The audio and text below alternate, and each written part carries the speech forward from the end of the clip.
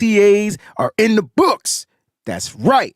49ers had their second official day of OTAs on yesterday. It's in the books. We're going to recap the OTAs, and I want to get your take on the pressers right here on the Wayne Breezy Show. Stick around. Breezy this, breezy that. Breezy this, breezy that, breezy this, breezy that. Breezy this, breezy that. They know I'm gold-blooded, I got the Niners on my back, you know. Breezy this, breezy that. Ain't nobody working like Breezy, and that's a fact. We back, baby. It's Wednesday. Shout out to everybody. I like to call it a Wild Out Wednesday because I got stories about Wild Out Wednesdays. You guys ever heard of a show called 106 and Park? It used to come on BT 106 and Park on Wednesdays and Fridays. They had two special types of episodes. Your boy Breezy used to be on live TV on that show. And so Wild Out Wednesdays was the episode where my good friend Pat Charles, he would write these shows. He would bring all these entertainers on there that were pursuing a music career, and they get to perform live in front of a studio audience and on national television.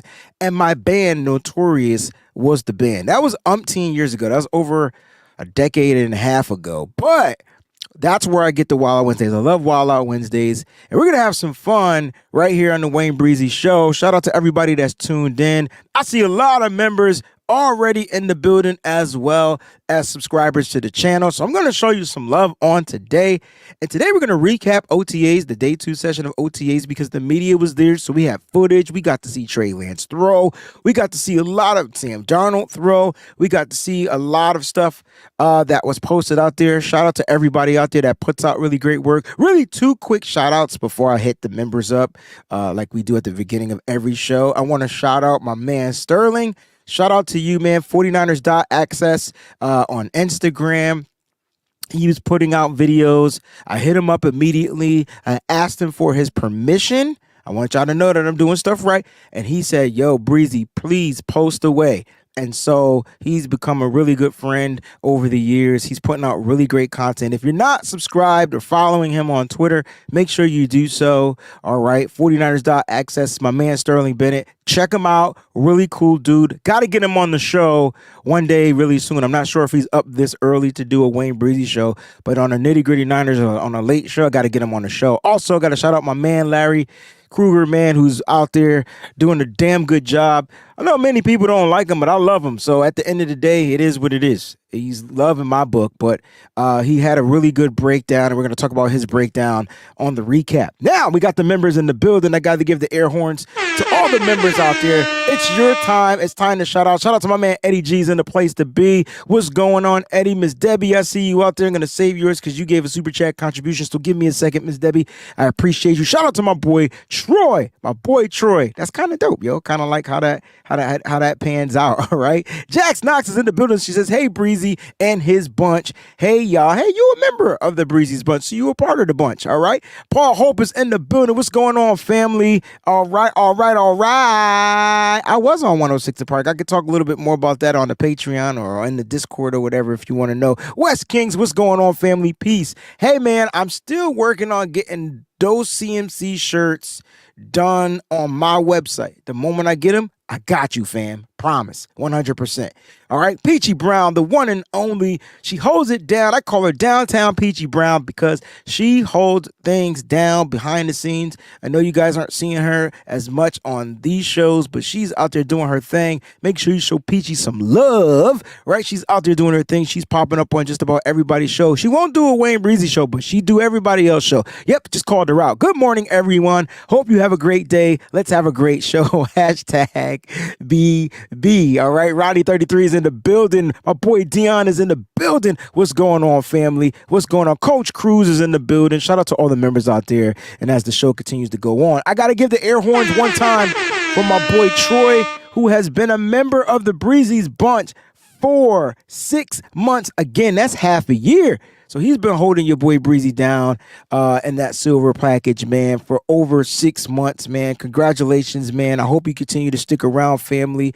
This is my brother from, so when we talk fashion, we discuss fashion outside, not just 49er fashion, just fashion in general, because I don't think anybody in the world has more J's than Troy. No one, and I mean no one has more J's than this boy. He got more J's than the store. I'll leave it at that. And I got to give a shout out to Miss Debbie, who says that she couldn't be here on this morning. She says, good morning, Wayne. I'll have to catch you on the replay. Huge company event the next couple of days. I must attend and support. Miss Debbie, you do your thing. You do your thing well. They love you, I know, over there at your job. Shout out to all the BBs, and remember to hit that like button. Thank you so much, Miss Debbie, for your super chat contribution and everything that you do behind the scenes as well. All right, let's have some fun. All right. So OTAs, day 2, in the books. Shout out to the media that got a chance to participate. You know, one of the things that bothers me the most, I mean, I literally sit and I kind of like I have these reflective moments, but you know, being a 49er content creator on the East Coast has a lot of disadvantages, right? Because I can't really get to where I need to get to. I wish I could be there. I do. Excuse me. I wish I could be out there with you, with the team, reporting, writing, but I'm not going to cry about it. I'm not going to cry a river about it. But shout out to those that do open themselves up so that I can utilize them as a source. And that's why I gave some shout outs earlier on the episode to 2 gentlemen that has been doing so. And so thank you, man. I appreciate you guys out there. And since it's still at the very beginning of the show, we have one more super chat contribution I do want to read. Jax, that so I said Trey was not getting traded and that he was gonna be fired. I knows what I be talking about, period. There it is. All right. She said Trey Lance was not going to be traded. And this Jax says that Trey Lance was not going to get traded and that he was going to be gone. I knows what I be talking about, period. And we're going to leave it at that. You dig? This Jax, so not that Jax, but this Jax said that. Shout out to Jax. Thank you for the super chat contribution. We definitely appreciate you over here. All right, here we go, man. So OTAs, let's do the quick recap. Okay, wait a minute. Let me double check. I want to make sure I read that right. Jax, this Jax. I'm not sure how I'm reading this wrong, but Jax, this Jax said that. So Jax, this Jax that. So I said that. Whatever. I'm just gonna leave it be. I'm reading it the way it was written, dag nabbit. So if y'all telling me I can't read, it is what it is. Ronnie says need some background music or something here. Are you trying to tell me I needed to cue up the music to the Grammy or the Oscar announcement when they actually win and they want them to shut up? You were trying to tell me I got it. All right, I got it. I get it. It's cool, man. Y'all can tell me how to run this any way y'all want. Oh, let me try this one more time. Jax this, Jax that. I was reading it wrong. Got it. Breezy this, got it. Jax this, Jax that. That's what. So I can't read. There it is. So I said, got it. Boom. Jax this, Jax that. Got it. Understood. Read right. I hope I got it right that time, Jax. All right. Don't charge me. Charge it to the game. All right. I see. Okay. There it is, PG. Breezy this, breezy that. Boom. Got it. All right, so here we go. Just wasn't expecting that type of wordplay first thing in the morning. I think that kind of just threw me off. All right, I'm going to the next topic. My bad. People listen. If you pay a super chat and I read it wrong, you want me to read it right, I'm gonna get it till I get it right. All right, you paid for it, so I gotta make sure I get that super chat right because I might not get another one. You know what I'm saying? All right. So give me a second to regroup.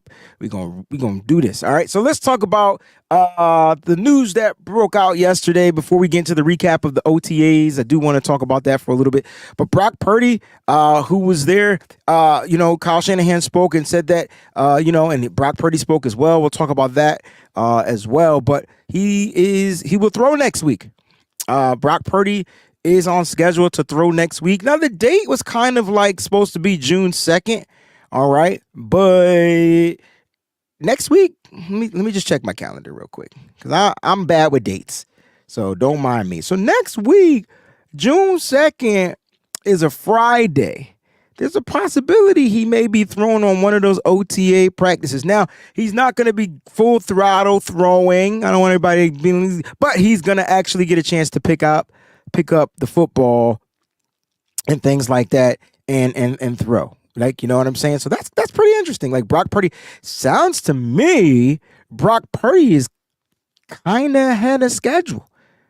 Ooh, interesting, right? Interesting, right? Brock Purdy seems and appears to be kind of ahead of schedule. All right, Troy says, can't believe June is next week. I don't know, but I know all the rain need to stop over here.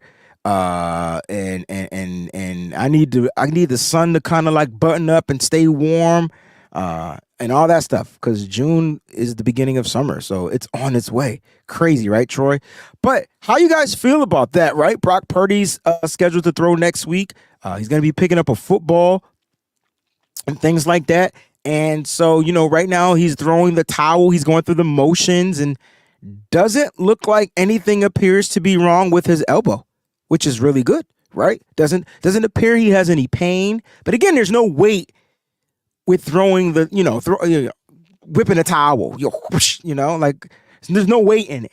But he's going to be able to pick up a football. I'm surprised that he's not going to the tennis ball and to the baseball and then to the football or to the golf ball or however it takes. Maybe he has. I don't know.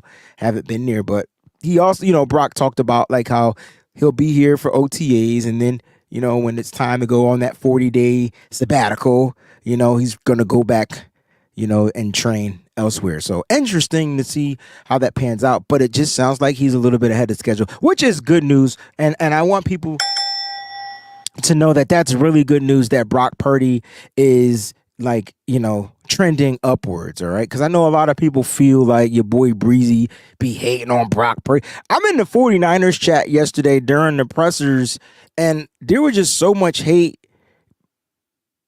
Can I address this really quickly? There's so much hate and discourse towards Trey Lance, and I don't understand why.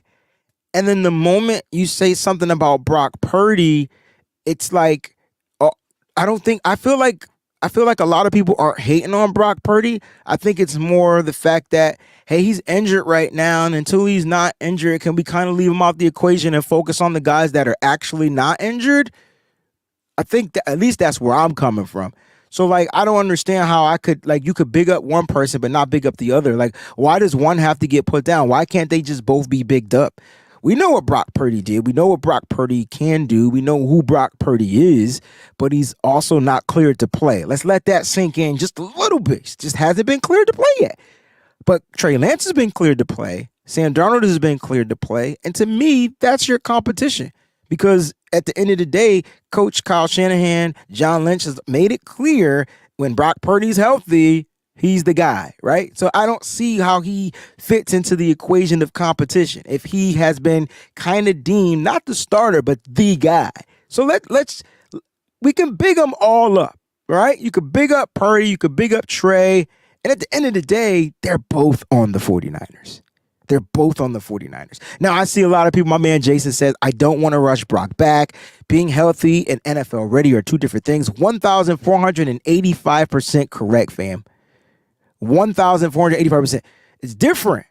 And you know what? Kyle addressed that in the presser. He says, hey, man, like, if he's going to be going week one, this is what Kyle Shanahan said. If he's going to be ready to go week one, then, all right, then he needs to have been prepared before week 1 and showed signs that he can be ready to go week 1, which means he has to be cleared like 4 weeks prior. So it's gonna be interesting to see.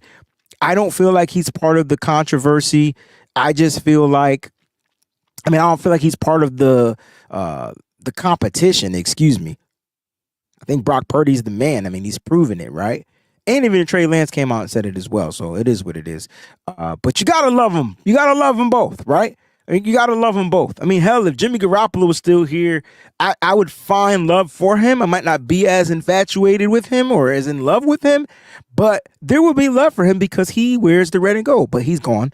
And so these quarterbacks that are here, you got to find a way to support them all, guys. That's what it comes down to. You got to find it. You got to figure out a way to support them all. All right. And that's kind of like how I look at the whole situation, man. You can show love to Trey and you can show love to Brock. My man, Coach Cruz says, Breezy, can we just never listen to Sam Darnold at another presser? He wasn't that difficult to listen to. Nick Bosa's still harder to listen to. I think Steph Sanchez does the greatest Nick Bosa impression I've ever heard in my entire life. I think she is partially Nick Bosa, but he's just dull and boring to me. I just thought Sam Darnold was clueless. So you got to pick your poison. You want dull and boring or you want clueless? We're going to talk about you're going to talk about the pressers in a little bit. I promise we're going to bring that. I just want to give you a little insight on kind of like what down. Trey Lance took first team reps. Both practices. Kyle Shanahan made mention of that. I don't know how you guys look at it, but he also gave us the context behind it, right? He also gave us the context behind it. He says, hey, man, but, he took first team reps, but he was throwing the second team wide receivers. Chris Conley caught a lot of Trey Lance passes, to be honest with you. You know what I'm saying? So, very interesting. Chris Conley, the veteran that they signed this offseason, caught a lot of Trey Lance passes. 11 for 15. That means he missed 4 throws. Now, this was reported out there. And Sam Darnold, I believe, was 12 for 16, also missed 4 passes. But Trey Lance is taking the first team reps. Again, it's OTAs. There's no defenses coming at them as of right now. And now, y'all saw the Trey Lance videos. Let's talk about the Trey Lance videos for a second. Before we do that, I want to take a small pause, all right, because I see that we need prayer out there. And let me just go ahead and get that up real quick. All right, so my man Marty Marr, 49er Empire, says, good morning, family. Can y'all keep my baby girl in prayer? About to have surgery in a few. Thank you. So, if you guys can just bow your heads, close your eyes. I promise I won't be before you long. And we're going to set up a quick prayer for our baby girl. All right. Marty Marr's baby girl. All right. So, Father God, in the name of Jesus, we're asking you to come in right now. We're standing in the need of prayer for our baby girl who's about to experience surgery. All right, guys, we're asking you to guide the surgeons in the right way. Make sure that they do everything according to how it's supposed to go in your will, and make sure that she comes out of surgery just as happy, just as healthy as can be. Now, Father God, please, please, please, please make sure you do these things that we ask of you. In Jesus' mighty name we pray. Amen. There's your prayer, bro. Definitely praying for her and a successful surgery as well, Marty Marr. And we're praying for you as well and the family. All right. All right. So let's talk about Trey Lance and the videos. I hope you guys don't mind prayer during the episode. It's just kind of like who I am and what I do. It's part of me. So if you don't like it, you might want to switch the channel. But make sure you come back. All right. So here we go. I like the videos. I know it wasn't much, but it was damn it, it was something, right? It was something for me to continue my faith on. Something for me to keep my hope on. You know, my hope is built on nothing less. All right. Now, it was really good to see Trey Lance. And when I'm looking at the video that my man Sterling put out, I know a lot of people were putting stuff out, Eric Branch, everybody, but my man Sterling, when I looked at the videos, the first thing I noticed was the base of Trey Lance, the base.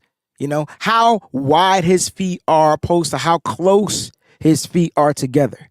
And I believe Steph Sanchez put out another video showing you the 2021 OTAs to the 2023 OTAs and how they looked different. And so why is the base important? Well, the base is important because it's going to help the quarterback do certain things when he's back there quarterbacking, whether it's passing, whether it's making sure he can scramble properly. And it kind of doesn't tip the goddamn defense to let you know if you're going to be running or throwing, right? I mean, Kyle Shanahan spoke about his base and how his base got better, how his feet are wider apart opposed to being close together. Then you looked at the zip on the velocity. The word I use for velocity is zip. So if you looked at the zip at the throw, if you look at his arm and his throwing motion, a lot of people were talking about his mechanics. Now, Oscar says that his legs look a little clunky. I mean, you're going to get that. You're going to get a little clunky, but it's repetition, right? Oscar, in my opinion, is muscle memory. And the more he do it, the more it's only going to become more natural. You know, it's hard to explain certain things, right? So like, Oscar, let me ask you this question. You didn't say or do anything wrong. I'm just going to ask you a question and feel free to respond if you want. You ever got accustomed to doing something a certain way and you did it for like that way, like all the time, and then you found out it was like the wrong way to do it? And so then somebody tried to teach you the right way to do it and it just felt uncomfortable. And so like, you kept trying, but you automatically kept reverting back to the older way, the way that was comfortable, the way that you learned, the way that you've been doing things. I think with Trey Lance, it's going to take time. But you got to give the kid credit for moving in the right direction. If the coach said his base is better, then by damn it, golly, wow, who am I to say that it's not? I'm not the coach. I'm just a sports analyst, content creator, writer. That's all I am. But the coach said it was better. If the coach say it's better, then I'm going to say it's better. So, and that doesn't mean I believe everything that the coach said, but I saw it. I saw the base. I saw the distance between his steps. Clunky or not, the base is better. Can he work on his footwork? Hell yeah. Like, can that improve? For sure. But let's start with the base. And then my man Oscar comes back and says, of course, takes time to realign to a proper. Got you. I just wanted to make sure we was just on the same page, because I know, like, I'm a musician, right? And so if I learn how to play a song a certain way, and then somebody came and tried to show me a different technique and that I'm just not used to, like, you know, there's different way you play jazz scales than you play the blues scales. Just imagine that if you were a musician. And then they showed me how to do it in a different way, or like hold my hands differently. I'm like, I'm going to automatically go back to the way I've been doing it. But doesn't mean it's right. It's just the way that's more comfortable. So you're right. It's going to take some time, but look, and then here you go. This is how you sum it up, Oscar. What are three statement series that I got from you? As long as that zip and touch are on the ball, that's the only thing that matters. And that's why I think Kyle Shanahan was kind of happy that the base was kind of like, you know, it was a lot better than what it used to be. And he broke that down in the presser as well. I'm sorry I don't have clips of the presser. Don't feel like chopping them up. But you guys can go to 49ers.com and they're right there if you guys want to watch them. All right. And I'll put some clips out there as well. Right. But it was really cool to see Trey Lance put zip on the ball. The velocity looked good. That's the zip that I'm talking about. Accuracy looked pretty darn accurate. You know what I'm saying? And so we're going to see what happens when the defenses are out there and things happen, and how Trey Lance does when the defenses are coming full throttle. All right. So I wanted to talk about him, you know, 4 passes, and a lot of people feel like, yeah, that's it. 4 passes. Whatever. All right. Now, here was the most interesting thing about OTAs. You had a running back, the running back, not a running back, but the running back, and Christian McCaffrey out there full throttle, like full throttle. He got his guaranteed monies, and he was like, "Yo, I'll be there at practice." Now, I don't even know if I expected this from Christian McCaffrey, but after learning a little bit more about him, who was it that called him? Was it Sam Darnold that called him, or was it Trey Lance? Somebody called him a mini Bosa. I think it was Trey Lance. Said he was like mini Bosa out there, right? Mini Bosa. Thought that was pretty cool. And what does that mean? Well, his work ethic. You know what I'm saying? The amount of work that he puts in, the amount of detail that he puts in, the fact that he's just even out there with some of these guys resonates to me. You got a key veteran who's been in the league for umpteen years, who doesn't really have much to prove to anybody or anything, that's out there doing the damn thing. Now, this is not a shot at Nick Bosa, Deebo Samuel, Trent Williams. This is not a shot at them. It just lets me know that CMC just has a different mindset. And you could tell he grew up in football. Like, he didn't grow up around football. He grew up in football. His dad, just in it, to where like it really is his life. It's his lifestyle. He set time aside to make sure that he's a part of not just the culture of the team, but the sport. West Coast King says CMC equals a leader. Listen, I'm with it. Look, I get that too. Collie says CMC is looking in mid-season form already. Here's the best thing about having CMC for a full season, including OTAs and then when in the installs and things like this. Like, I'm not saying he doesn't have to learn anything, but let's say he learned everything and now it's all about how he can adapt his game to what he learned. Like, that's crazy. That's crazy. Charles King is in the building. I'm Wayne Breezy, the phone 9 preacher. Oh, that song's going to be dropping real soon. I'm working on getting the song mixed and mastered as of right now. But I can't wait I got to keep that a secret as of right now. But anyway, yeah. Patobo, says that CMC is going to be a captain. I can't wait till we get to those episodes where we talk about who we think captains are going to be and things like that. I see a lot of people talking about some things up there, and we're going to break that down. So CMC full throttle at OTAs. Let that sink in. That's going to be something to pay attention to. Christian McCaffrey's out there like looking like a leader. And how cool is it as a running back to be a part of that room, right? To me, that's super cool to be a part of that room, in my opinion. Let's recap the OTAs.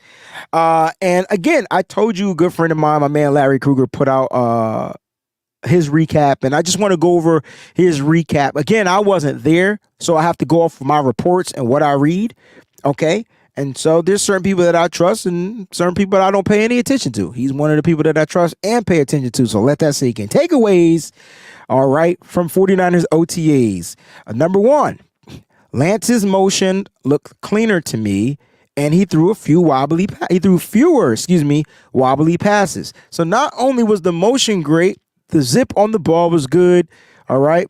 Number two, Darnold threw the ball well. Number three, Christian McCaffrey stood out and seemed to be going 100%. I meant to hit the ding ding after every time I read a number. Number four, Drake Jackson looked bulked up in the upper body and still looked very explosive. I like that. Let's talk about Drake Jackson for a minute, man, because here's the thing. My man Ryan said that back in February, Drake Jackson, all right, needs to go and live in the weight room. We all knew he needed to bulk up, get stronger, the right strength as well, because if he can learn the power game, there's nobody on the team, not even Nick Bosa. And I know this is crazy because I'm about to get a bunch of flack, but maybe some of you, thumbs up or thumbs down. There's nobody on the team that has a better bend than Drake Jackson. And y'all can say that sound as suspect as what? I'm not going to say it, pause, but I don't think nobody can bend better than Drake Jackson. They call him an athletic freak for a reason. And I'm going to leave it at that. So if you apply the bigger base up top, strength, and if he can learn 1 to 2 hand moves, not power, but using the hands. This is where Nick Bosa is the GOAT at this. Nick Bosa's his hands are dangerous. Nick Bosa, Aaron Donald, those are really good hands guys. Okay? Really, really good hands guys. My man Terradome agrees with me. Kylie agrees that he has a better bend. And I know a lot of people are like, well, how can you say that because he's not as good as Nick Bosa? No, listen, I'm talking about the way he can get low and get under. Okay, that's the bend. Low, under, and then if he could learn this move, like if he could get the rippy rip in there, now he could get around. Okay, if he could get his hands right and find ways to kind of hit them pressure points to them offensive linemen and make them fall down, now he get into the quarterback. This is gonna be all cool. Oh, wait a minute. See, Oscar, I be paying attention to stuff, but damn, you be paying attention to stuff way more in detail. Bosa even said he's better than him with his bend. Can't teach athleticism. I do not remember him saying that. Thank you for bringing that up. I like this comparison. Drake is like Mr. Fantastic from the Fantastic Four. I'm mad you had to explain that he was from the Fantastic Four. I felt like Mr. Fantastic didn't need the explanation. If you don't know who Mr. Fantastic is, then man, come on. Come on. But no, you're right, man. He can get low from the windows to the wall. Oh, we need a flex bomb on that one. To the sweat drip down my... What was the edited version? I never knew the edited version of that song. From the windows to the wall to the sweat drip. I keep saying the regular version. I don't know. Anyway, he does have a very low bend. And so like I wanted to talk a little bit about Drake Jackson. Here we go, because people kept asking me, because a lot of you Mickey Fickies out there, not the ones that are watching the show, but the ones that don't watch the show want to talk trash. A lot of you Mickey Fickies out there feel like I just don't know what the freak I'm talking about time to time. I'm just up here blabbing with a high pitch voice. And my voice can get up there when I get animated, no doubt. There's times it can get low too. But here we go. This is what struck me, because I kept telling y'all mother suckers to watch out for this kid. And you can't tell me if my assessment from him hasn't been spot on. Here we go. Darrell Luter, not Daryl. It's spelled Daryl. It's pronounced Darrell. Darrell Luter Jr. looks impressive to me with smothering characteristics. What the hell have I been preaching to you about Darrell Luter Jr.? The fact that he's not handsy, he is just attached to the player. And then he has the gift to find the football. Because of that, he gets penalties. That's how they've been called. That's how they called him in college. Mickey Fickies, yes. And do you guys know EMA Beats? Do you know where I got Mickey Fickies from? I'll explain it to you. But I wanted to talk about Luter Jr. I've been telling y'all this dude is a dog. He's coming in already as a dog. I'm not saying he doesn't need grooming or proper teaching. He a wild dog with the proper teaching. Hey, can I get one time shout out to my man Steve Wilkes? Because that's the proper teaching. If I'm going to draft DBs, I want to make sure that whoever's coordinating these things, whoever's going to coach them up, has a defensive back mind. And when I think of Steve Wilkes, I'm like, oh snap, he went and got him a dog. 5th round pick, Darrell Luter Jr., smothering characteristics. That's all I've been talking about. I've been saying this kid, he just is attached to the wide receiver like flies on. That's him. 1,000%. 1,000%. Like flies on. He just is. Now, how is that going to translate when the NFL starts? I don't know, but if he got that dog mentality, I'll take it.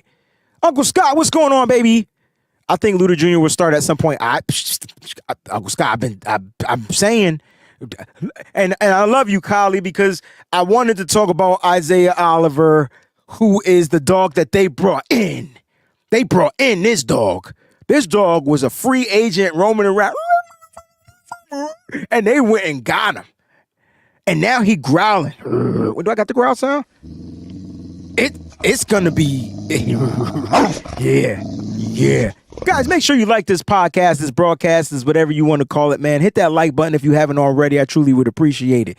Guys, I'm telling you right now, I'm getting excited because the dogs are coming out. The dogs are coming out.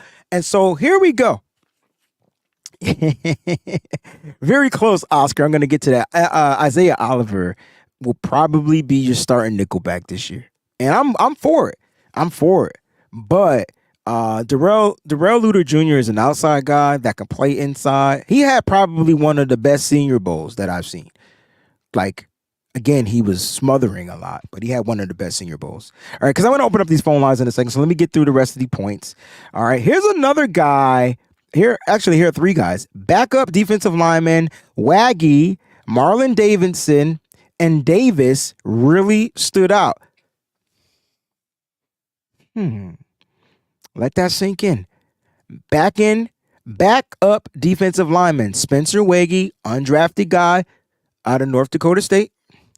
Marlon Davidson, free agent that they brought in.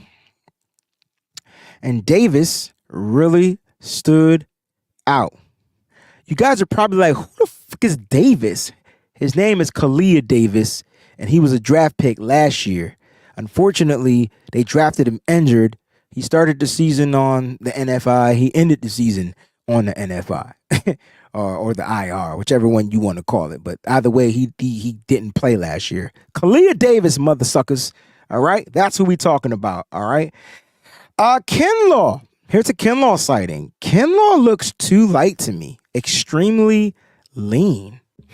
Interesting to talk about. Interesting take on Kinlaw. I'm curious to know if the Niners are going to try to utilize Kinlaw different. We suck again. I can't tell if that's good or bad. I need you to change your name again too. But no, I can't tell if that's good or bad. Honestly, I'm kind of stuck. But he does. He said it. He didn't give an assessment on it. I like these comments. 49er meter thin law. Terradome says he lost about 15 pounds. West Coast Kings. We suck again. I'm just messing with you. You definitely don't have to change your name. I just got to be mindful when I see your comments on make sure I have some type of correlation when I say your name. That's all. Because they will gather. They will get on me. Pause. West Coast Kings move to the edge. I don't see it either. Because he's not fast enough. I don't know. 15 pounds is a lot, Jason. The McGlinchey diet. You guys are funny. I'm done. All right, couple more. Here we go. Now, I saw your comment earlier in the session. So you had some linebackers out there. Oh, shout out to Fred Warner too, who was there at OT. I feel like Fred Warner and CMC. Them leaders. Them leaders. All right. Before I get to the last point from my man Larry Kruger, Terradome says he's leaner, pressure off the knee, but a 3-tech and a 1-tech needs heavy. This is my point. So it's pressure off the knee. I'm curious to know, Terradome, and I know he doesn't have the speed, but can he somehow line up on the outside without putting his hand in the dirt, maybe standing up? Can you imagine seeing a big ass monster like Javon Kinlaw lined up on the outside? You like, what? And then he's somehow dominant. I don't know. It's gonna be interesting to watch. All right, couple of linebackers that stood out to Larry Kruger, and then I want you guys to put who you felt stood out at second day of OTAs, all right? So McCreary Ball and Jalen Graham. I told y'all, Mickey Fickies, to watch out for these two names. I told you the moment McCreary Ball was signed to a 1-year deal, only one of those guys, everybody else got offered future contracts. This kid is a playmaking linebacker, really great in coverage, a little bit undersized. I don't know if you're going to utilize him in the tackling. I don't know. As your every down, no. But pass downs, this the kid you want out there. Why? Knack for football, speed, hands, make plays, playmaking guy. All right. And Jalen Graham, like John and I did a whole freaking segment on why this kid might be the steal of the draft going last. I know a lot of people want to know about Winters. He said Winters looked sluggish, but he did have one good play in coverage. All right. So that's your linebacking your linebacker update. And those are some of the takes from my man Larry Krueger. I have some footage on some of that stuff, so I'm going to go ahead and watch some of that stuff, watch some of those reps that they took. Who stood out to you at OTA's day one? There's no poll question today, so I would love to know. You could put it in the chat. You don't have to pay for it. I'm going to see it, pop it up. I did see somebody say Ronnie Bell. What about Ronnie Bell that stood out to you? He looked good. The video clip that we put out a little bit earlier yesterday was just on the sideline. I think the coach said something funny in the clip. I don't know what it was off the top of my head, but it was a real funny thing. But Ronnie Bell is going to ring bells in the NFL, because here's what you get from Ronnie Bell. You're not going to get the best wide receiver on the team, but you're going to get one of the best athletic playmakers out there. And so here, and this is Justin, you are just in case. Did you know your name said just in case? Is that your real name, just in case?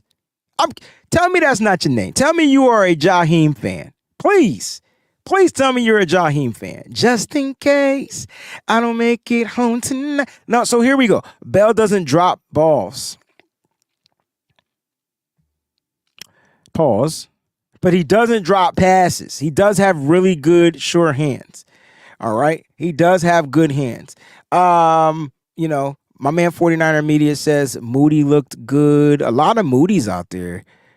Spencer Burford. Oh, I can't wait to see him in year 2, yo. Woo! I'm getting dumb excited again.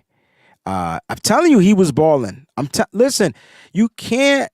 He's a footballer. He's not Deebo Samuel, but the mentality that Deebo has, Ronnie Bell shares. But Deebo's a lot more aggressive, a lot more dangerously when running with the ball. Ronnie Bell is more elusive when running with the ball, but he will make a play. Love it. I don't know how he makes the squad, but it's gonna be interesting. I mean, I want him to make the squad. I just don't know how. I don't get it. And when we drafted him, Oscar, this is all I kept saying about Ronnie Bell. Footwork. That was my first assessment why we should draft him. He can get open. Y'all don't remember me having. Y'all don't be remembering what I be saying. That's why you Mickey Figgies be whatever.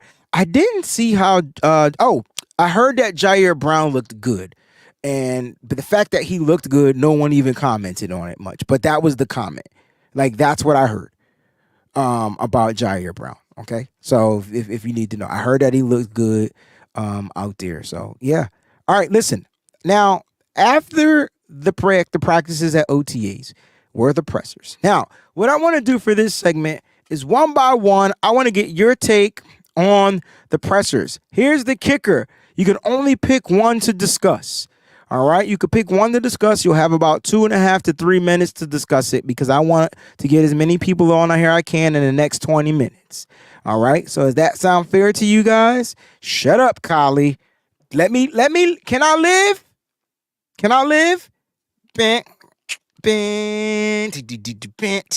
See, you don't know nothing about Jay-Z. Anyway, so look, what I want to do is I'm gonna put the link in the chat. All right. You guys are more than welcome to come on. I'm going to give you guys about 2.5 to 3 minutes to talk.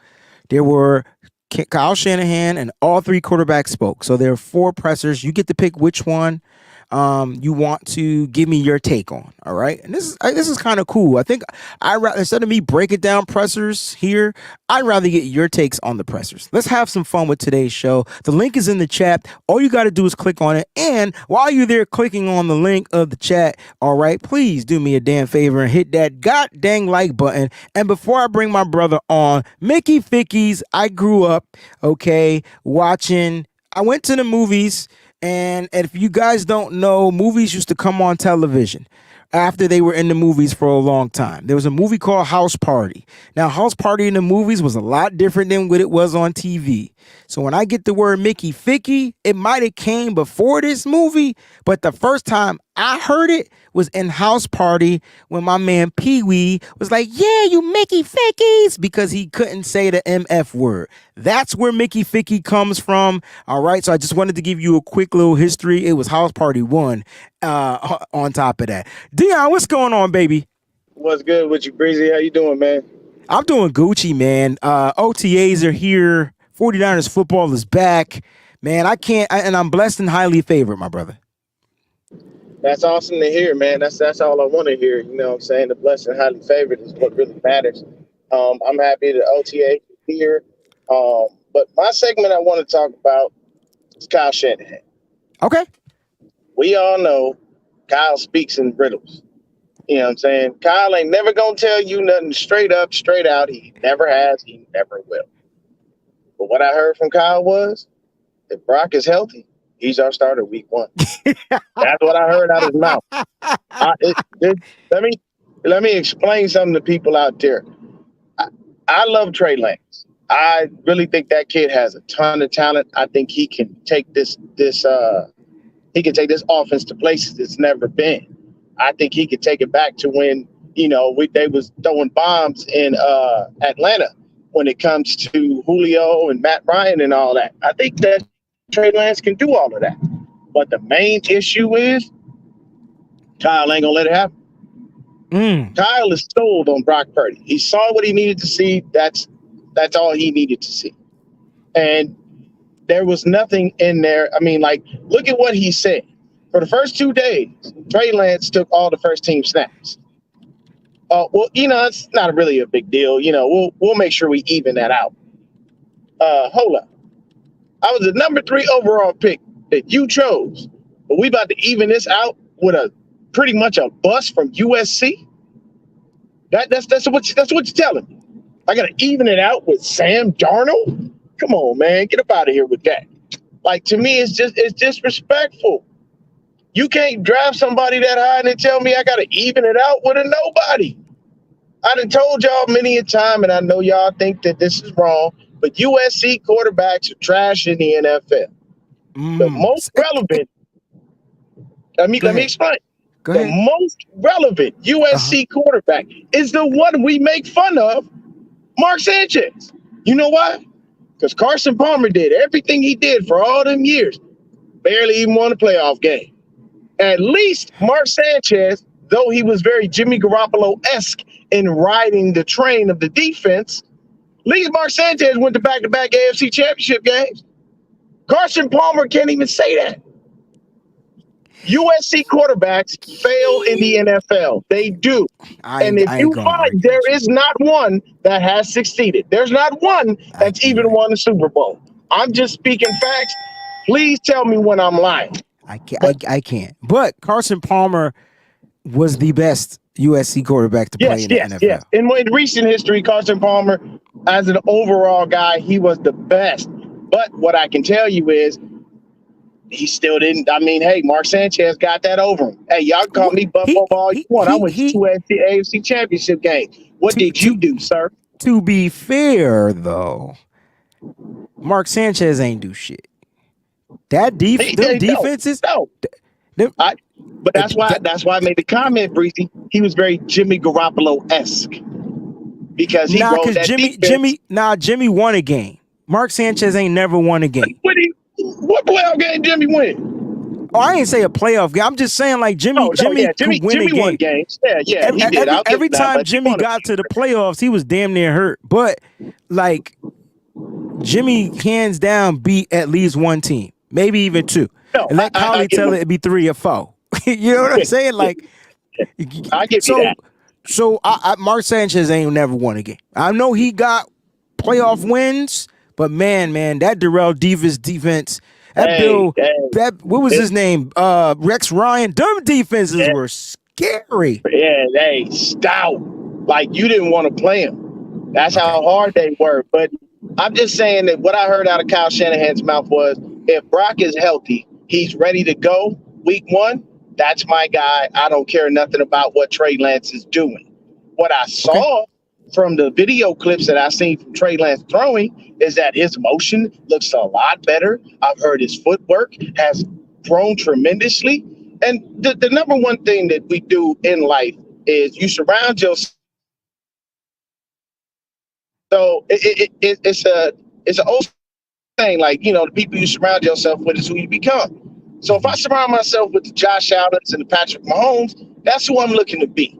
Mm-hmm. You know what I'm saying? So good. Stay in their company. And then, to be honest with you, Kyle, since you love Brock, you better bring me a Super Bowl because I'm tired of being competitive. I don't care about competitive. I don't need Kyle turning into the next Andy Reid in Philly, where you're just competitive, but you can never get the job done.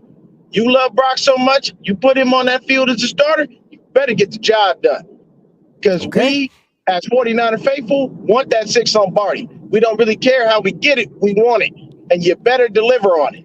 You done got 2 contracts in a row when other people with your record would have been fired. And those are facts. Because I've seen people with records just like his, they get the door. But all I'm saying is, you put all that faith in Brock, and you're gonna put him on the field. You better deliver us that damn six on Barty. And I don't want to wait till 2026 when we hosting the Super Bowl. I'm gonna need at least 1 or 2 before then. I hear you, bro. I hear you, Appreciate you, man. Breezy. Hey, man, Nothing love but you, love, brother. baby. Stay blessed. Everybody hit Well, that like and subscribe button. Respect Breezy. Respect Nitty Gritty. You already know he gives you great content. He does everything that he can, man. He worked way too hard. So I'm gonna keep on getting to work and listening to the show. But I love you, brother. love you And too, I'll bro. see you in Arizona Yes, if you sir. come. If you Oh, come out. I'll be there. Yeah. All right, peace. Good takes. I could go back and forth with Dion all day. That's the one thing I love about him. We could go back and forth. Really good takes. I'm gonna let them simmer saute like Biggie all day. We gonna let them simmer. Let me bring on my man 49er Media. What's going on, bro? What's up? Chilling, man. Chilling. So I'm curious to know, man. I hope all is well. You're done with school, right? Like school is out, or is it Yeah, back in? I'm taking like some summer kind of classes So you just to see, like you so learn accelerated. some You're more skills, but listen, you're trying to get done quick. I get it, man. Like that's not my mentality. When it was break time, I broke all the way. There was nothing I wanted to see about school. But hey, you do what you got to do. You're putting out really great content, man. I love everything that you're doing, the rebranding, everything. But I want to know what was your take on one of the pressers. We did Kyle Shanahan. You can stick with Kyle. Was there one of the players you want to talk about? Let's hear from you. yeah, so I mean, man, Trey Lance just is so like continues to impress me every time he ends up speaking to the media. Like he's so calm and collective and just says the right things and like he put himself around the best quarterback in the league this offseason, and he's about to go do it again with one of the other best, quarterbacks in this league, and Josh Allen at Tight End University in a couple of weeks. And so I just really think Trey Lance, man, like he's even said it right. He's not he just wants the opportunity to be able to compete. He ain't trying to be given the starting job, right away. He wants it to be a competition, which is just really impressive from him. You know he's gonna work hard, and that's also why he's trying to put himself, around these top quarterbacks, best quarterbacks. I like how you said that Trey Lance stated not once, but twice at two different spots in his presser about just getting the opportunity. Do you think Trey feels like the opportunity is like thin? Like with because it's weird. Like I didn't even think about this till right now. Like I was so infatuated and enamored by the things that he was saying. I'm like, yo, I mean, the dude started talking about like the mental situation and stuff like that, and seeing a sports psychologist, and I was just like, damn, like people don't come out and talk about this stuff, especially men. I want to put that out there. That is not a manly thing to do. It's not a manly thing for people to know your business. But the fact that he came out, of course, because Grant. So are you seeing a sports psychologist? I'm like, Grant, damn, man. Yes, you know that. Anyway, the fact that he came out and shared that information, I thought was really cool. Didn't go into detail, but he did share that.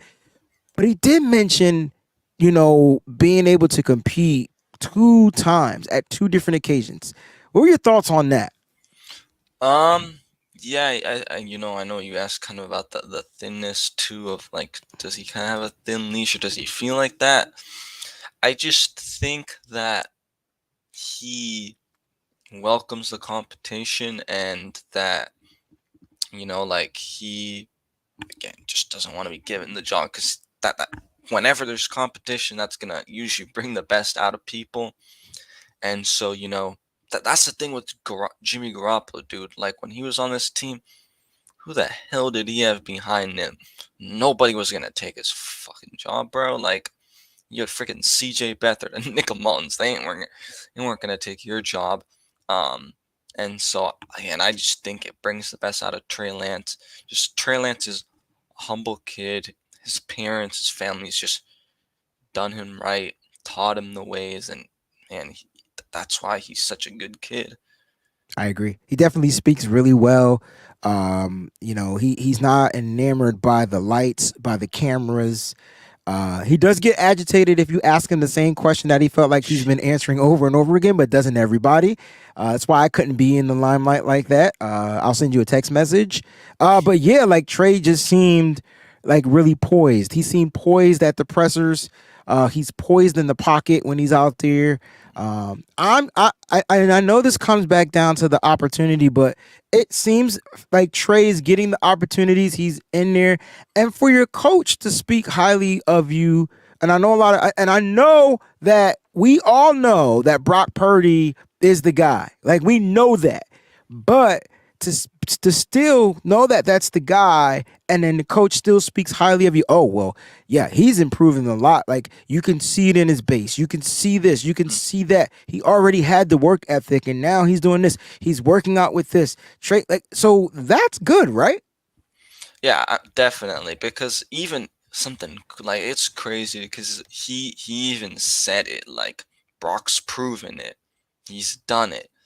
It's just it's crazy that there's so much respect, and obviously it has to do with the culture that both John Lynch and Kyle Shanahan have built with the 49ers. It's just each quarterback's respecting one another.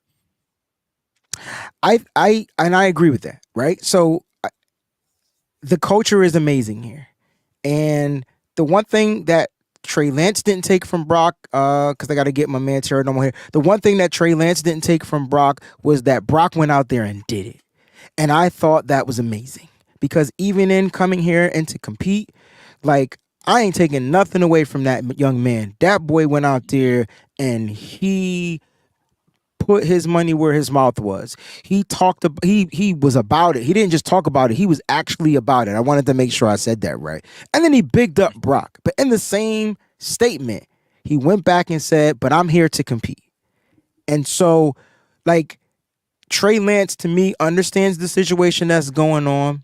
Whether he's quarterback one week one or quarterback one week one of next year or whatever, I think as long as he feels this is the vibe that I was getting from Trey, he's going to put his best stuff out there and he's going to make the coach have to make the toughest decision of his life. That's the vibe I'm getting from Trey Lance.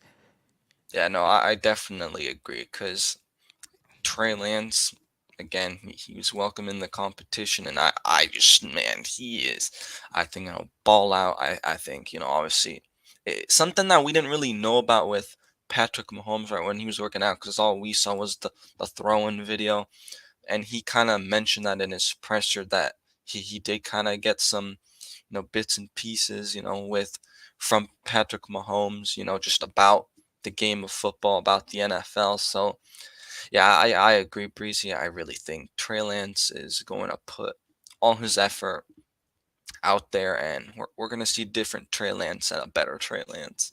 Good, man. He's going into year 3. It's time to put up or shut up. Hey, man, let everybody know where you're going to be live next. Yeah, so been kind of doing a bit of a revamp with content and stuff just because I kind of feel like I want to go a bit of a different direction, but yeah, I'm gonna be covering in those OTA practices, on my channel as well as the training camp stuff like that. So make sure you guys go subscribe. Guys, make sure you go ahead and subscribe to his channel. We'll go ahead and put it out there. Make sure you put your link inside the chat when you jump off and just put it in there and everybody could click on it right there, all right? Appreciate you. All right, bro. Thanks for jumping on. Peace. All right, we're going to close this segment. It's funny because he just knows exactly when to chime in. Sometimes he chimes in first, And I don't like it when he goes first, but hey, if he gets here first, man, first come, first serve. But the fact that he's here last, he's gonna send us home. Now I haven't talked to my brother in a couple of weeks, and this is gonna be really interesting. He's the only person I know that will send me a text message, I'll respond, and he won't respond back. So we're gonna bring on the Bishop right now. Wait, hold on, Bishop, because I gotta get you cued in. All right. So everybody, man, get your hands clapping because it's time. He's here. You better go ahead, Bishop.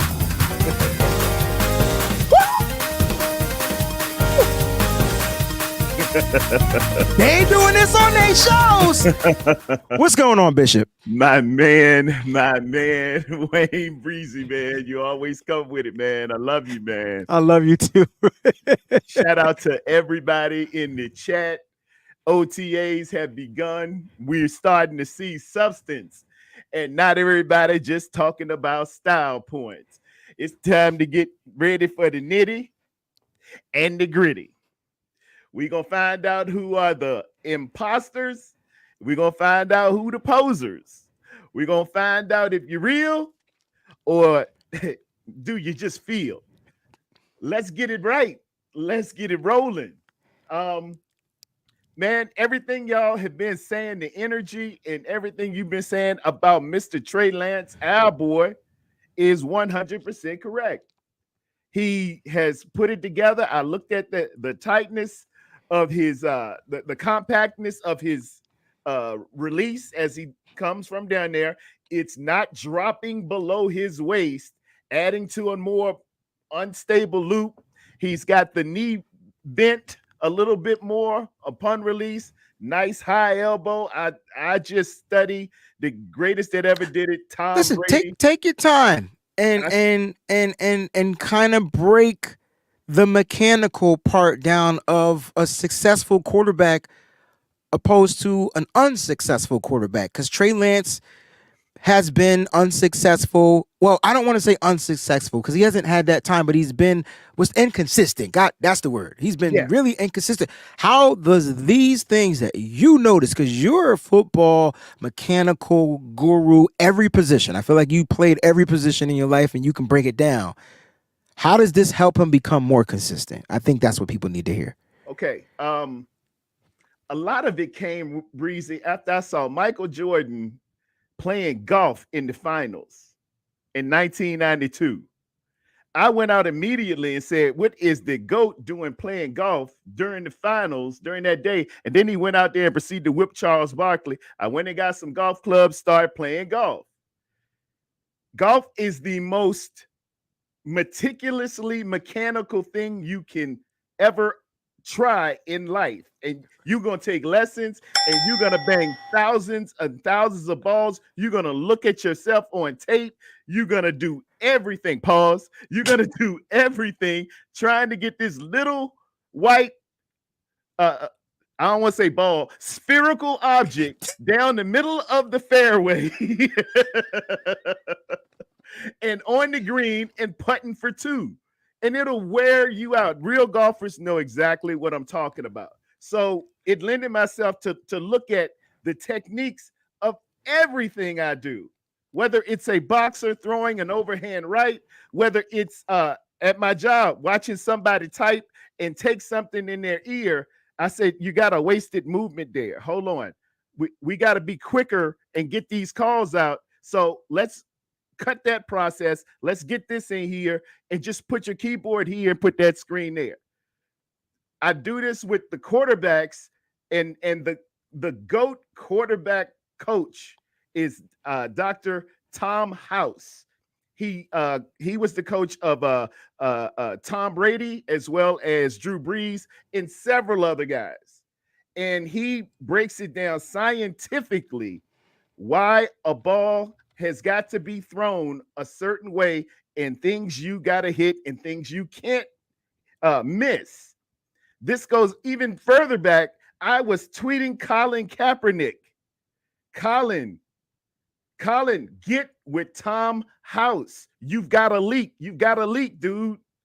And when that right hand is not over that left foot, that left hand is not over that left foot, and you're not using what's called a standardized base and wrapping around it as you leave it, and there's no hip to shoulder differential, you're gonna get some crazy stuff. Some stuff is gonna happen in there, and it'll pop out of nowhere like a tree stump way out, like a root of a tree. It'll get sporadic because you don't have the right mechanics. You can get by on talent. You can do some things, man, and just blow the league away. But eventually they're going to look at those mechanics and they're going to say, this ain't right. This ain't right. I even tweeted somebody we've been talking about today saying, get with Tom House. He winded up getting with somebody else. The mechanics have gotten better. Now, with that said, it takes 1,000 reps to break a bad habit. And it takes 10,000 reps to ingrain a good habit. You understand what I'm saying? You can do this. You can do this experiment at your house. Move that trash can in your kitchen. Move it from where you normally have it to in a corner or something. And I promise you, y'all will be out there and you'll make a mistake and throw it where it used to be. But you have to do it over a period of time. Some people say with 21 days makes a habit and things that I think Malcolm Gladwell said it takes 10,000 hours for somebody to become an expert. There you go. 21 to develop or break a habit. There you go there. Symmetry 7. I see you. And 3,000 hours to master a skill. Talk about it. But can y'all be fair, a little bit fair to me? Listen, I know you like everything that you say about Brock Purdy is 1,000% correct. You know, one thing he has over everybody that is with the 49ers is the experience. He has a certain set of unique skills as well, but man, just the experience. And I'm going to equivalate or use another term for the word experience. Hours. Okay? I'm going to use the word hours. Yeah. And so can y'all give me a little bit of fairness when I say that Trey Lance, he has the ability to do things that we may have never seen before, but can we just be patient and give him the hours? Because if we don't, then he'll never be, and we don't know. Yeah. Right. We just won't ever know.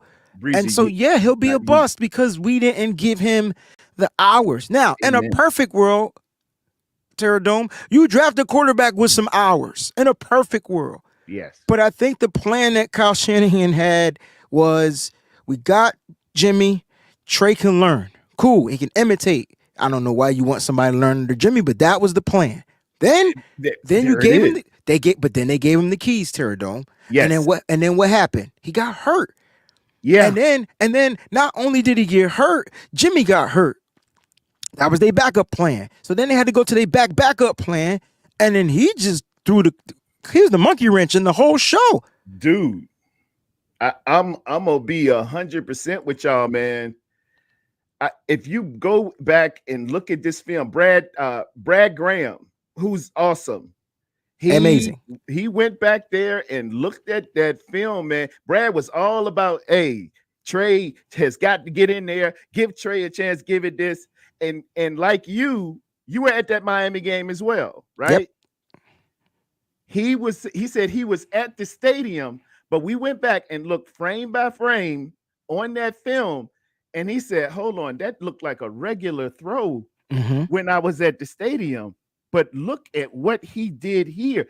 It's people 5 years in the league that don't do this. And that's what we were seeing on the telecast. That's what I was seeing in the telecast. This guy came in, man. Ingram, what's the other one name from Clemson? That defensive lineman. Them boys from Miami, they were hunting. They were Irvin, and Chubb. Oh, Chubb. Yep. They were coming at this kid, and the defensive coordinator was Boyer, who was up in New England. Look and see the record against rookie quarterbacks in New England when the Patriots been doing it for 20 years. Rookie quarterbacks get killed on those New England Patriots. Breezy, they was throwing the kitchen sink at Brock. And he started them up for 67% and 210 yards. He was changing arm angles. He was dipping, slipping, and staring down that blitz and just giving Kittle a second to get over. It, and my main thing, Breezy, is it's a couple of people online who are just poo-pooing him and calling him he's just Jimmy G.0. They just cracked Jimmy G up. Got you. I get it. I got you. That's where my defense, and I think that's where probably people like Larry Krueger are coming to you and saying, no, he doing something a little different. Here's the thing that irks me when they talk about Brock, when they say he hit his ceiling. How in the heaven do we know he hit his ceiling? That's a rookie. How can you say he hit his ceiling? Usually people get better and then they'll say some things. The great Lyndon Baines Johnson, former president Johnson, said this, man, because everybody hated Never knew his middle name was Baines, and I'm 42 years old. I knew Lyndon Johnson, never knew Baines was in there. Keep going. Lyndon Baines Johnson. He said the media hates me so much after he got the civil rights bill signed. He said, they hate me so much here. I could walk across the Potomac and the headline would read, he can't swim.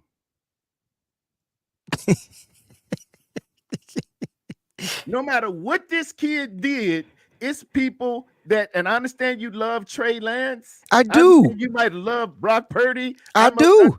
But you don't poo-poo a special performance to make your guy look brighter. You can't blow somebody else's candle out and now yours is instantly brighter. The first thing that I said, if Brock wasn't injured, if Brock didn't get injured, Brock would be the starting quarterback for the 49ers. That's fact. That's not fiction. And if you didn't start Brock, then you might want to reassess your football IQ. Because you just watched the man go out there and prove that he can win and he can play in the playoffs. So if you tell me that Brock Purdy is Jimmy Garoppolo 2.0, no, then you get pimp smack with the baby powder, bro. I have to give him the pimp slap with the baby powder, man. After you done shook it real good. Yeah, and it got to be Johnson and Johnson too. Don't give me that shower stuff, man. I want the good stuff that give you cancer, man, because you gonna get pimp smacked, bro. That makes zero sense. I watched this kid win 8 straight games, get to the playoffs, and continue to win, and only lost when he got hurt. And in the loss, came back and played. It came back and played and went 4 for 4 when he had a blown UCL.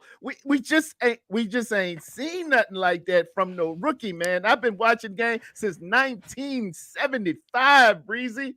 I go back with the 75 Steelers, the 76 Cowboys, the 77 Denver Broncos. I've been watching this thing a long time. This kid came in and did some special things, man. Little hesitations, little toughnesses, little nimbleness, looking downfield, and he made Kittle ain't have but 4 touchdowns in 11 games with Jimmy G. Jimmy and Trey. Yeah. Mm-hmm. And Trey didn't get him because Kittle wasn't available for Trey Lance week 1. He wasn't even available the first 2 games. All of a sudden now, George Kittle got 7. And he probably would have had 11. And he's stepping on toes of Kelsey. BA ain't never had 1,000-yard season. Good point. Hold on. I got the ding-dings. I got one too. Yeah, yours is clear. BA ain't never had 1,000-yard season. It was BA that's rising up. It's Kittle that's producing more. And yes, CMC is there, but I'm looking at guys who've been there for a while and their games are improving. I like this question right here from Flow Right Plumbing and my man Andy. He says, so with all of the Brock greatness, why didn't he beat Trey out in training camp last year?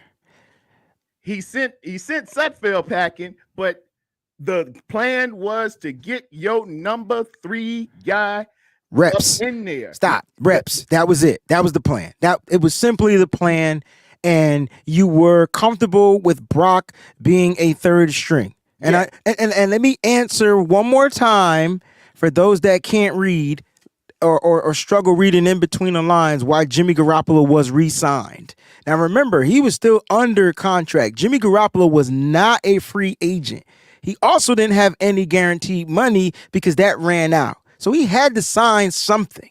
49ers lace deal. Bro, they lowballed him. Like, hey man, you can't get signed by nobody else. So since you effed us, man, here's a couple of $1 million. Here you go. Here you go. You can make this. Yeah. Right. And he had to start games, and he had to get a certain amount of yards, and he had to get paid. He was getting paid by the hour, dude. He went from salary to hourly. I want to point that out to the numbnuts out there that was like, well, they had to go and re-sign Jimmy because they didn't believe in Trey. That's the dumbest statement I've ever heard. First of all, they tried to move Jimmy. Jimmy and his damn agent, Don Yee. Yeah. Right. They decided to come out and say, well, I think he's going to need some surgery. So we're going to hold off and halt the 49ers processes and moving on with Trey. Look at all the stuff he caused. and I'm glad that they were able to get him on a cheap deal because Trey Lance went down. But Brock Purdy got a chance to learn in that whole controversy of quarterbacking. And he got to sit there and say, I ain't going to play like that. And I ain't going to play like this. I tell you what, just put me in the game. I'm going to be me. I'm going to do my thing. And can you factor in the fact that we had nothing to lose when Brock Purdy came in the game? So at the end of the day, everybody thought the season was over. Everybody just said, "Well, we'll just use this dude, man. Let's see what the kid can do." He's the type of dude that grabbed the guitar and say, "Hey, the band done canceled. I know where you're going. I know you you're going. Nothing else to do." And that, and then Jimmy Hendrix. He strike them 3 chords, and you be like, oh, you go right into worship. Yes. Right? Like, I ain't know that boy played like that. Who that's what Kyle Shanahan did last year, bro. And that's what Kyle did. And because he exceeded expectations, because there were none, because he exceeded whatever that was, he performed well. And that's why I got to be a stupid Mickey Ficky to sit here and say that there's no way Brock, if healthy, wouldn't be starting. This has nothing to do with Trey or me not liking Trey, because I love Trey Lance, and I feel like he needs that opportunity to get in there. But let me say right here, let me announce it before God and everybody. Nobody campaigned more to bring Trey Lance to the San Francisco 49ers than Wayne Breezy. That man had it called. I was there draft night when they made the announcement. I say, I know Breezy is going crazy. We got into arguments, bro. So nobody else. Bro, remember the big nothing but Niners? We had all those content creators, and I said him, and I just got trashed. I know. They were like, "Oh, man, it's gonna be." The media thought it was Mac Jones, the content creators thought it should have been Justin Fields. Got to be Justin Fields. Got to be Justin Fields. Justin Fields is the only way to go. Justin Fields.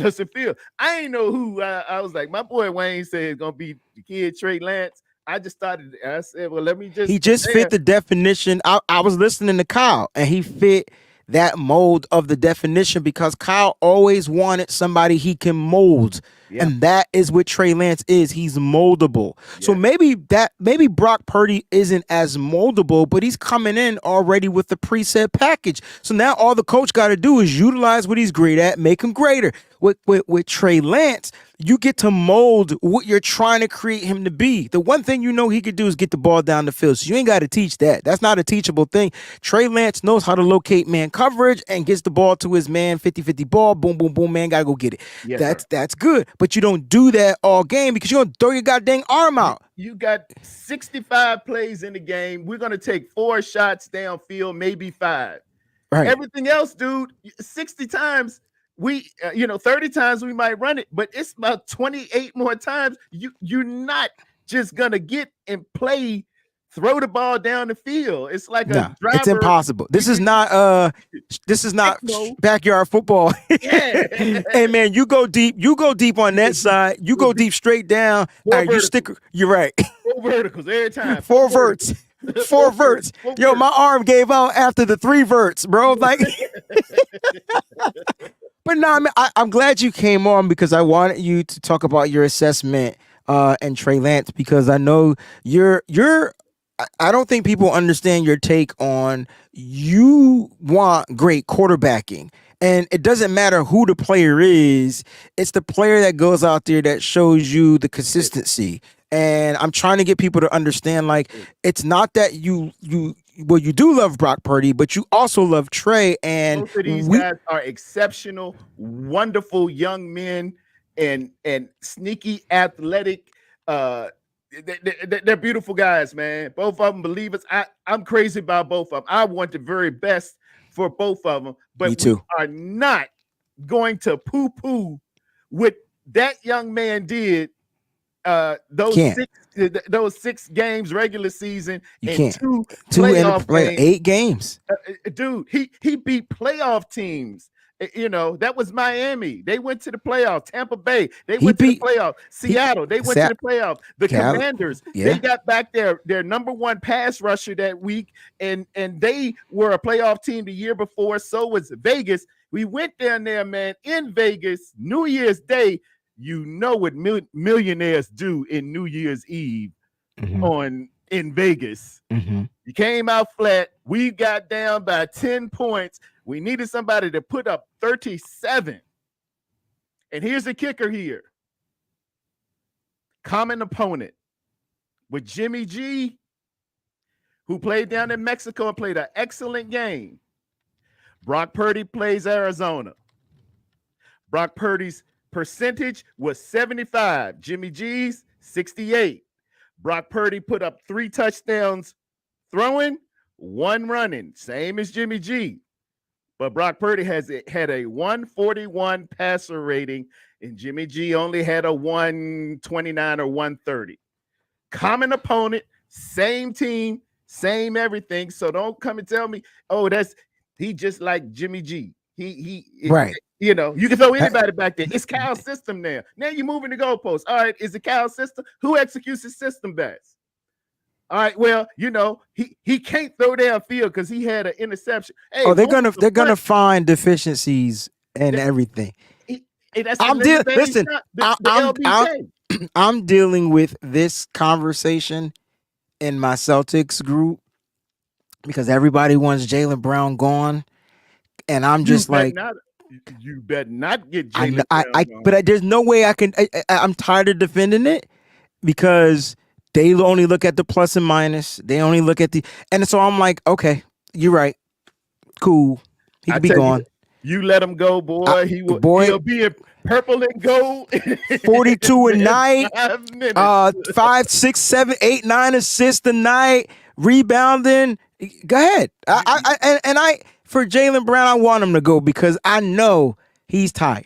You know, I know he's tired. But at the end of the day, I get it.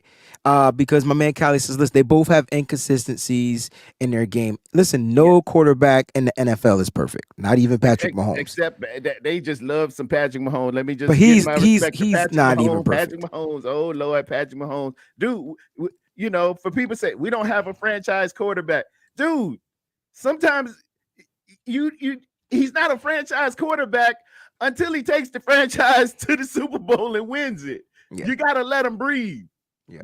You got both of them. You got to give allowance for them to improve. And I said it a little bit earlier. Don't let improvement be the enemy of perfection. And we do that. We can leave on that note. One more question. I'm gonna let you go so I can close up this show. Go ahead. Help me understand what Brock did that really set him apart as a QB. Just asking. I'm gonna go on mute. You can take this one. What Brock did was some things seen that you didn't see. In my opinion, you had to have vision to see what he was really doing, and you have to slow the film down. what happened, man, Brock got in there so prepared, it gave Shanahan this confidence. I'm going to give him whatever plays I got in this whole arsenal, and he can pull them off. Secondly, there's slight hesitations in when this guy's dropping back and passing, and he's peripherally seeing a guy come at him, and he will tuck out of the way, move around, scramble, look downfield, and throw a strike. He moves the ball. Thirdly, he can take off running sometimes, as he did in Seattle, and get those pivotal 3rd and 4s, 3rd and 5s that we didn't have as an option with Jimmy G since Jimmy G got hurt. He was doing that initially when he got here, but he got a little gun shy after, after the injury in Kansas City.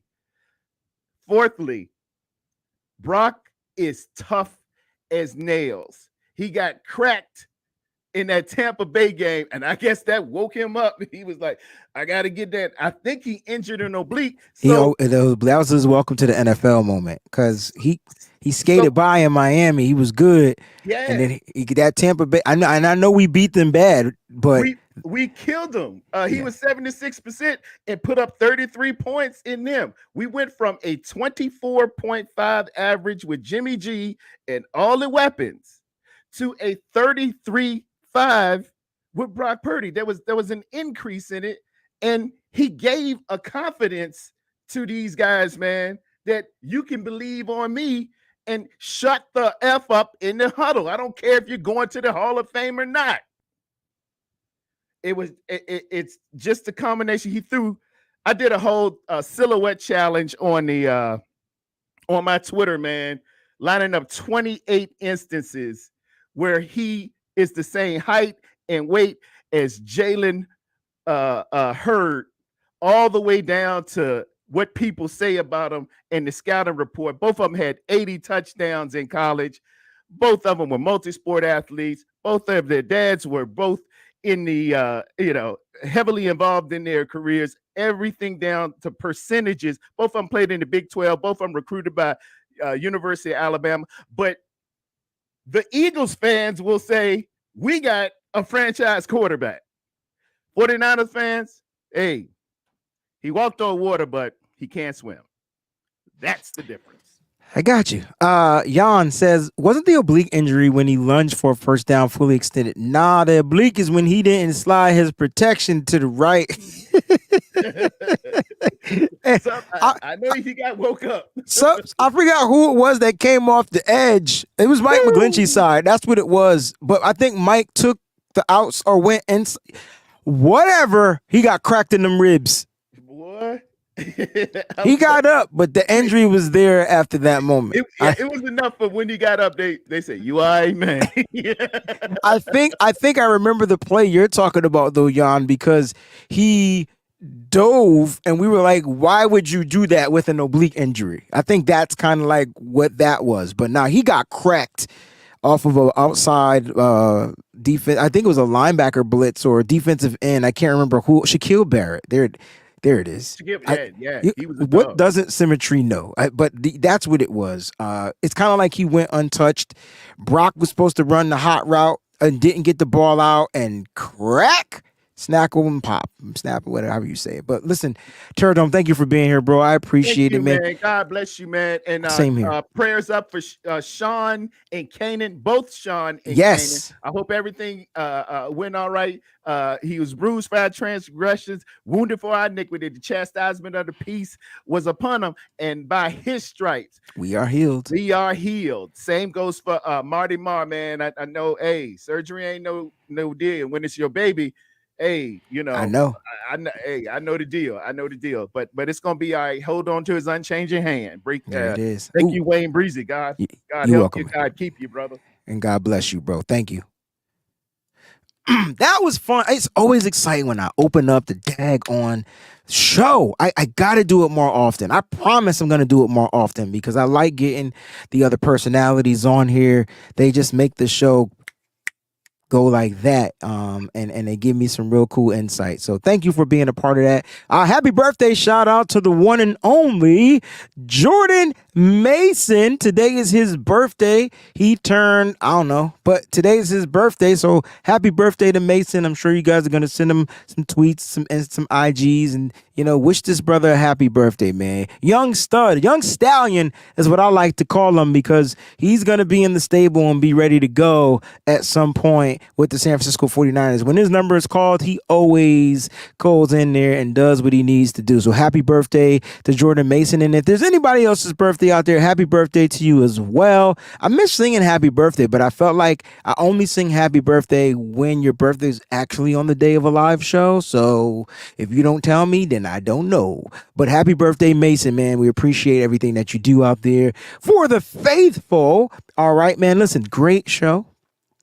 There was no poll question today, but we went an hour and a half. You got an extra 30 minutes today, man. Shout out to everybody that participated, jumping on the live stream. I appreciate that.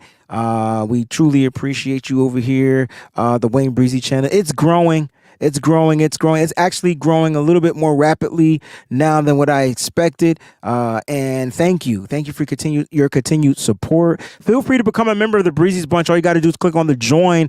And if you're new to the channel, make sure you hit that subscribe button. Don't forget to give the thumbs up, man. Stay up. Oh, I got one more super chat to get to. Jax Knox is in the building. She says, this is for Trey. So Trey, so Trey Lance, you gotta watch the show. Jordan Mason, you gotta watch the show because she's talking to you. Trey, I'm taking names of all your doubters, period.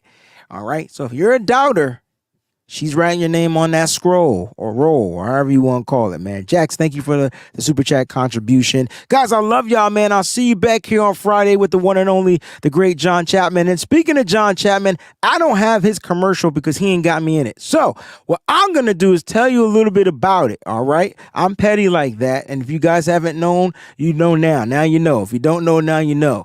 All right, so John has his 49ers. We got the 49ers Rush Road Trip early bird special going down right now. So go to 49ersrushroadtrip.com. Get your tickets now to the 6 games that we are going to participate and be at. We're going to bring you the craziest Saturday and Sunday tailgate events for each one of those games.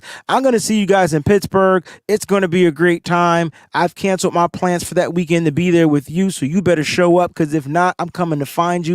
All right. And then you don't want me coming. I'm like Jason and Michael Myers put together. All right. And if you keep talking junk, I'll come in your dreams like I'm Freddy. Love y'all. Stay up, stay faithful. Always keep it nitty gritty. Thanks for watching.